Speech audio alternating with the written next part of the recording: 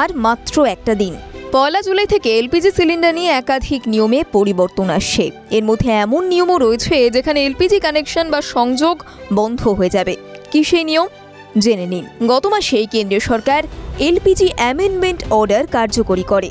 নতুন এই নিয়মে যে ব্যক্তির কাছে যদি এলপিজি এবং পিএনজি উভয় কানেকশনই থাকে তাহলে তাকে এলপিজি কানেকশন ছেড়ে দিতে হবে। একসঙ্গে দুটি কানেকশন বা সংযোগ রাখা যাবে না।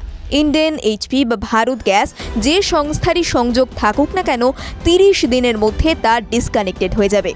যদি কোনো গ্রাহক নিজে থেকে এলপিজি কানেকশন ছেড়ে দেন তাহলে তাকে একটি কুপন দেওয়া হবে, যা তিনি ভবিষ্যতে যদি ফের এলপিজি কানেকশন নেওয়ার প্রয়োজন বোধ করেন তখন এই কুপন ব্যবহার করে আবার নিতে পারবেন।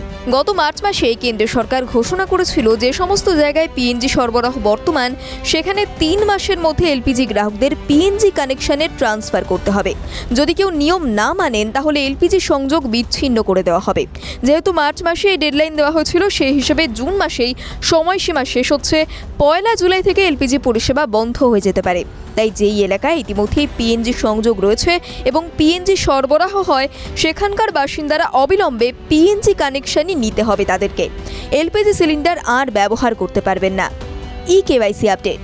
উজ্জ্বলা যোজনার গ্রাহক যারা তাদের 30 জুনের মধ্যে কেওয়াইসি আপডেট করতে হবে। যদি কেওয়াইসি না করান তাহলে সাবসিডি বা ভর্তুকি বন্ধ হয়ে যাবে।